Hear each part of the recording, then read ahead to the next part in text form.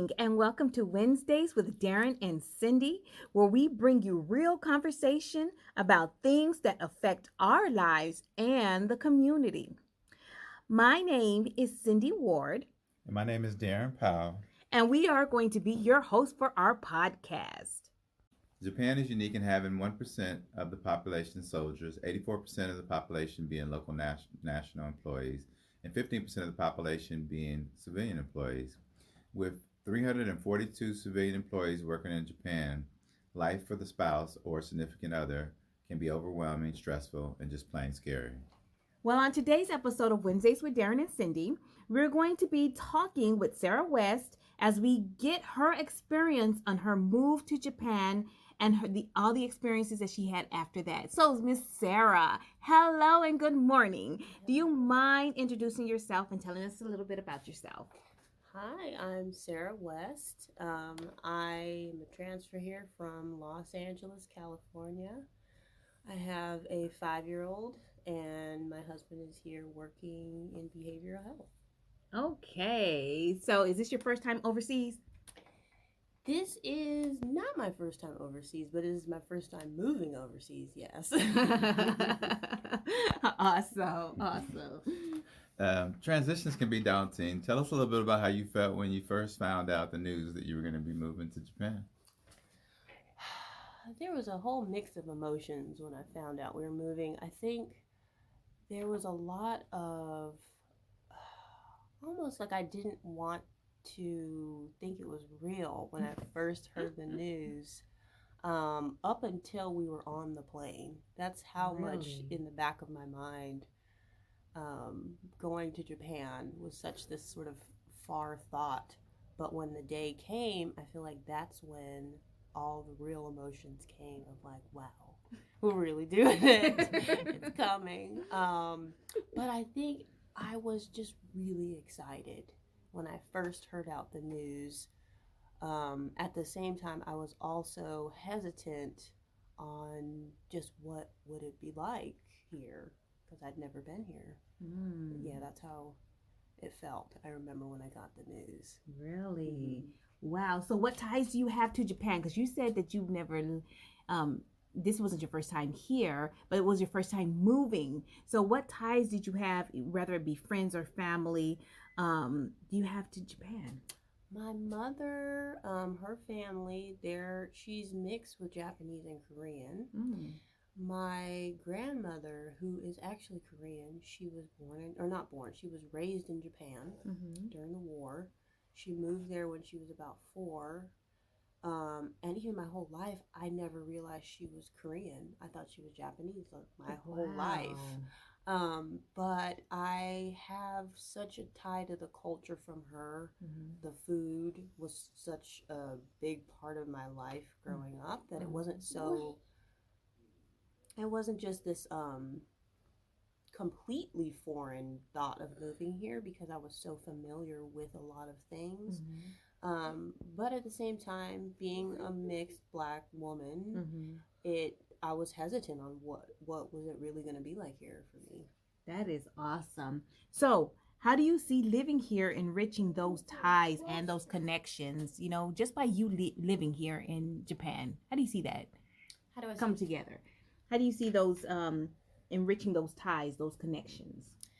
I think when I first, so there's the experience of getting off the plane and then actually getting to the army base, which I personally do not have any experience being on army bases. So that's a whole other conversation we have too. But I felt like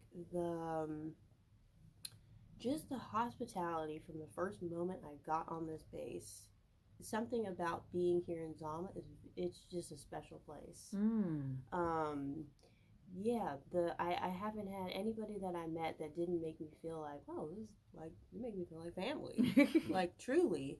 But there was something inside me still that was like, I don't know if I just didn't want to accept where I was. My mind was still in LA, even though my body was here in Japan. But I feel like when I started driving around, when I got my car, that was different too. That was awesome. When you get your car. But when I started driving around and I saw the farming and I just saw the people just doing their thing, I sort of like felt like, oh, this is dope. Like, this is such a, I could tell this is going to be like a magical experience being here. And it helped me feel slowly just getting connected to myself. And it helped me just connect bits and pieces of my grandmother that I felt like I didn't understand. Just seeing the way of life and how people are very, it's a very meticulous way, I feel like, of living and doing things. But it helped me make sense of sometimes the disconnect that I had with my grandmother and not understanding why is she sometimes so strict or why is she so, just like that with me. But it just very much clicked being here and made me feel I want to explore more of just this town and myself and everything about it because it's helping me connect to myself. That's awesome. Yeah. Oh my goodness, Nice, that's nice. awesome. I don't know if in your introduction you talked about being a parent, but I see that you are a parent and everything. How's the transition been for the little guy? Oh, it's been a big one. We decided to enroll him in the Japanese school, even though there's the option of doing the American school. It is there's a duality. I was talking to Cindy before of this school and even just being immersed in Japan. It's based, I feel like, in a lot of manners, a lot of rules, but there's a warmth, there's a heart to it. But at the same time, if I'm going to be real, please. there is something about the difference of the Japanese school and American schools. I feel like it's hard to be eccentric there. It's very rule based. I mean, you have to wear uniforms. That's one thing, and he was not used to wearing uniforms.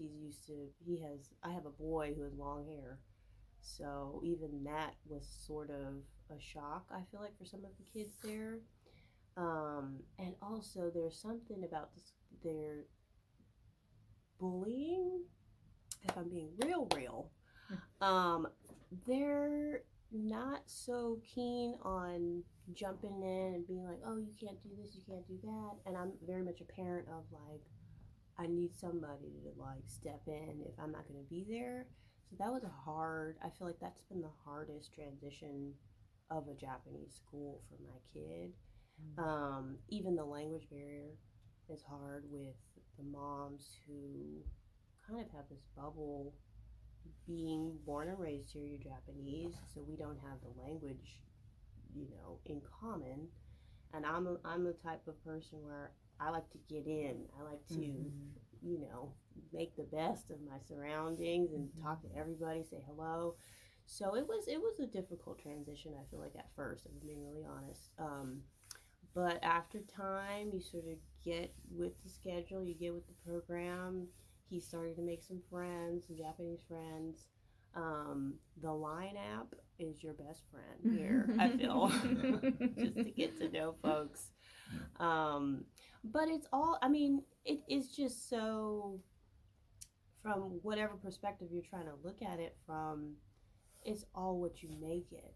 Like, I could keep telling myself, this is so hard, and I can't do this, and the language barrier, blah, blah, blah. Or you could tell yourself, I know all these things, but I'm still gonna make it work. Yeah. I'm gonna like thrive here because that's like my choice. So I would say hello to the moms, even in Japanese. Like, another thing too is if you want to get in with anybody, you need to learn about your surroundings, what their culture is, what they're into, and then I feel like you can sort of have some wiggle room. So I had to learn how to start conversations, and sometimes just asking about the weather in Japanese. That's how you sort of start the conversation. But it's been very rewarding. Mm-hmm. Just even like pushing myself in that way of feeling like I had this moment of like, I can't do this one morning. And for some reason inside me, I'm like, yes, I can. I'm like, you got to get up and you got to do this for your kid and show them that example of just perseverance and just keep going, keep doing it, kill them with kindness. Yeah. Nice. I love that. I like that too. Yeah. With Cool. the COVID restrictions, and I know I spoke with you about a year ago, as a matter of fact. So with those COVID restrictions, how did that, hinder or help your planning, or did it have any effect on your planning? Because a whole year ago, and then you finally got here, and I'm like, whoa, that was a long time ago that we spoke. Yeah. I think at the time we made the decision and got the news, I was so okay. So in Los Angeles at that time, parks were closed, schools were closed. He was doing school online, and it just got so monotonous and so taxing mentally for me to not have any type of resource. You couldn't go to your friend's house. You couldn't have anybody watch your kids. So it was basically 24 hours a day, like just me and my kid. So at the time we got the news, I kind of welcomed it because I felt like it must be better than here, because it was just all of me and my parent friends. We were having a hard time at that time. And even when you called, it was sort of for me and my husband kind of like, you know what? Honestly, it seems like it's better than what we have right now in LA. You couldn't, when I'm telling you, everything was shut down. Everything was shut down. You couldn't even go see your parents. Type of restrictions. So, but I mean, even when we got here, it wasn't as open as I thought it was going to be. If I'm being honest. But it was nice that we can go out to a park on the base, which was such, oh my God. The first time we went to a park on the base, I felt like me and my kid hadn't been to a park in like a year. Yeah. It was crazy. Wow. Yeah. With this being your first overseas move, can you tell listeners about steps you took to ensure your transition was smooth? I mean, as far as we talked a little bit about school and employment issues and housing, that kind of stuff. Yeah, I think for me as sort of a civilian, I think you really you just have to push yourself to reach out to other people, because if you're here by yourself, it's gonna feel like 100 times lonelier, because you truly do not know anybody except your immediate family. So I think I learned at first I didn't want to be a part of the spouse group. I didn't want to reach out to other people on the base, because I just was sitting so much in my emotions of like, this is too much change. So I was almost stuck with feeling like, well, I'm lonely and I wish I had a friend, but at the same time I was like, but I don't feel like reaching out to anybody, because no, I'm just gonna stay here in my sadness. But what I would really encourage is, please join a group or just make that one friend, because that one friend truly makes a difference of your time here. Because your spouse, if you have a spouse and you're civilian and they're working, you are alone all day. So it's up to you to sort of like push yourself, even if you're introverted or want to make friends. I'm telling you, like, just make that one friend or join that one group, because it really makes a difference. I like that. So I'm going to ask you a real question, okay? A real question. At this point in your transition, would you say that being here in Japan has met the expectation that you thought? I would say it was not like anything that I expected. That's how I'll answer that question. Okay. I had a lot of expectations from what you hear about Japan. Mm-hmm. When you tell your friends you're moving to Japan, you sort of are just like, oh wow, Japan. Like you think of temples and women in kimonos, and like you think that's just all you think, but you don't realize like there are so many prefectures here, and they're so different. Right. There's a farm town. There's like Tokyo, which is like New York City, or there's Harajuku, who is like fashion amazing city that will blow your mind by the way people are just expressing themselves. So in that aspect, I feel like it has surpassed my expectations of what I thought it was going to be. That's awesome. Yeah, it's just such a there is no other place I've learned now that it's like Japan.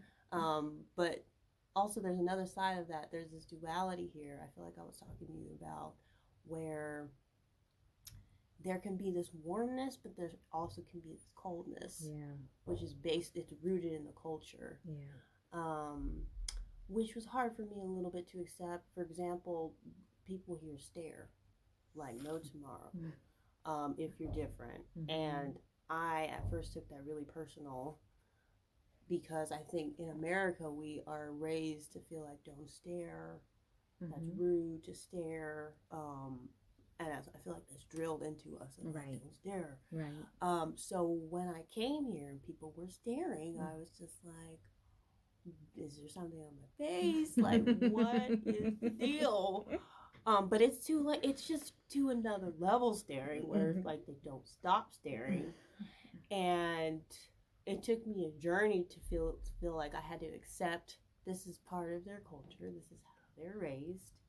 So I could either flow with that, and it's hard to flow with that when you're being stared at, but I had to tell myself, if you're going to stare at me, I'm going to smile. I'm going to tell myself, maybe you're staring because you've never seen somebody so beautiful.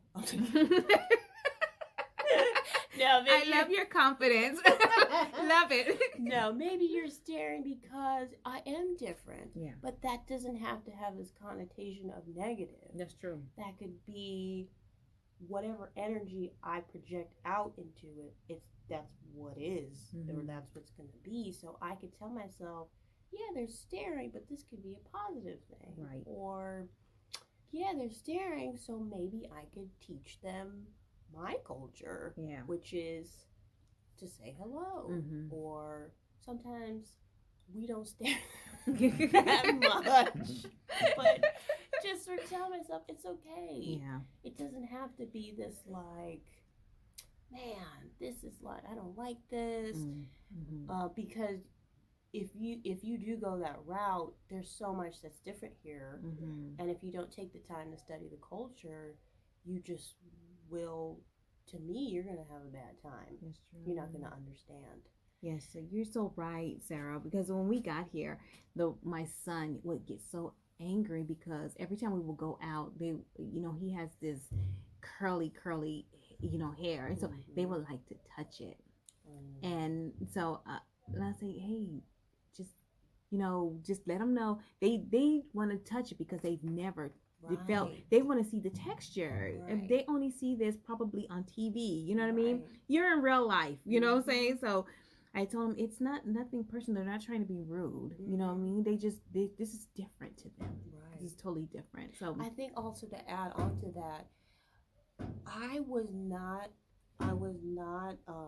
used to being, I guess, the extreme minority, because it's, to me, I wasn't used to seeing like 90 whatever percent Japanese.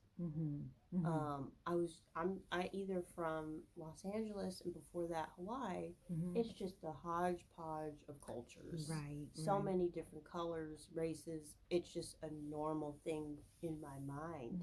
So I feel like that it was a shock for me when I first got here. Of like, oh wow, like, this is really y'all's country. Yeah, but you're so funny.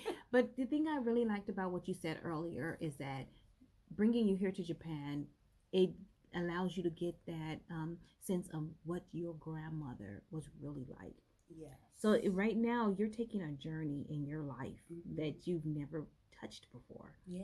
And so I really like that you're able to come here and you're able to see the culture of staring, you know what I mean? Because you can say, oh, okay, Yeah. you know what I mean? Because that has some kind of tie to your grandmother. So that's awesome. But even it's opened myself up as a person to be able to flow with that and not be so quick to like, yeah, you know, I don't like that, or it's helped me sort of slow down a little bit and be like, I know there's something inside me that's offended, but let me ask myself why. That's good. And let me sort of slow down and try to understand from their perspective. And it sort of helped me just in general in my life sort of feel like I don't have to know everything. And That's there is good. room and there is space to sort of slow down and like understand the other person. I like that. So you like pretty much self-check and Totally. self-reflect. That's Yeah, really good. that's cool. That's cool. What stood out to me is that you talked about the first time being in a military installation, and so this is kind of a subculture. This is not like the U.S. as a whole, and it's a pretty diverse group. But it's a whole different group, different mindset. Everybody's kind of flowing a different way, and everybody's kind of in this little box, so to speak. And that being said, you're dealing with a very homogeneous society outside the gate. So this is like a huge transition, but exciting time though, because I mean, if you embrace it, I think it's gonna, it's gonna change your life in a lot of ways. I think you won't be the same, and little one going to school and learning the language. I mean, I think that's gonna be rich. So I would say embrace that. But I got a light question, very light question. We've all had to answer this question at some point. So I'm here with you, where you at with this, but jet lag. How did that work out for you? And what was your plan to get up, get it, to work that thing? Oh, Lord, jet lag. I think that affected me for about 2 weeks straight. It was rough. The flight actually wasn't that bad. It's just when you get here and you're like on midnight time and you see the sun is up, it's the middle of the day, and you just have to, it's the next day. Also, sort of the change of like, it's the next day. Like, I'd call my mom sometimes, she's like, it's Wednesday, it's Tuesday here. I'm like, oh. Yeah, so just that. It took me a solid, I would say, 2 weeks for my body to sort of truly adjust. But I think if you take 2 days where you just stay up, try not to sleep, and then have that day where you knock out, it helps. You should be good to go. Yeah. It's funny. We all been through that. That's like, and I go through it over and over again every time I travel out and come back, and it's just like, and I'm the person who's kind of like still operating on U.S. time. I'm communicating with everybody on their time, and then daytime I'm looking like a zombie and doing my thing and everything like that. So we're coming to the end. Did you have a last question that you wanted to share, or just something you want to come from your heart? Have any advice or any tips that you want to give another spouse that might be transitioning for the first time out of the U.S. coming to Japan? Tips. Even if you are not, I mean, for me, I'm into photography, so being here has sparked so much for me. I've even sometimes seeing the Japanese soldiers here. I just want to take photos of everybody, but I just want to encourage everybody to do things. Like you want to, sometimes you naturally just want to stay inside, just curl up, watch TV all day. You don't want to do anything. But I feel like my tip is to challenge yourself to do one thing outside the box that you feel like you'd never do or try, whether it's, I don't know, volunteer at the thrift store here, which is amazing, East meets West, or I don't know, try to take up a basketball or a sport, or just volunteer and do something, because I feel like it will enrich the experience here tenfold. Tips also, if you plan to get a car, I didn't even talk about that. I feel like on the base we had the driver's test, but there's no actual driving test. So you are just thrown into like a car that is complete opposite side. You are thrown into these streets that are like two cars can't fit on this road, but they do somehow. And it's like at first it's the scariest experience of your life driving in Japan. Um, but it is cool once you get your bearings, but it's quite a it's a quite jarring experience. Your first day driving in Japan, not on the base. When you get outside the base and you're like, whoa, these are different streets. Yeah.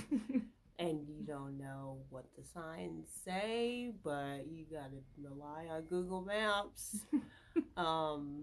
Another tip I would say is there's a lot of bugs here. So be prepared with a lot of bug spray and any other tips.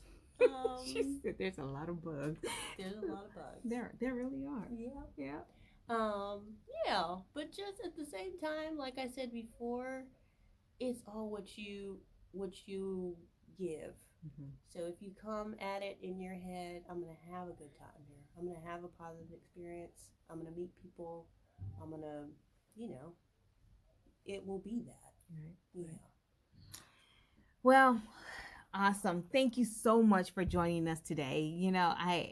I appreciate you being totally honest with us with your experience coming here to Japan, and you guys will love it if you came to Japan. I'm just trying to tell you. But that is our episode today of Wednesdays with Darren and Cindy. We had as our guest Miss Sarah West with us today, and we will see you all next week.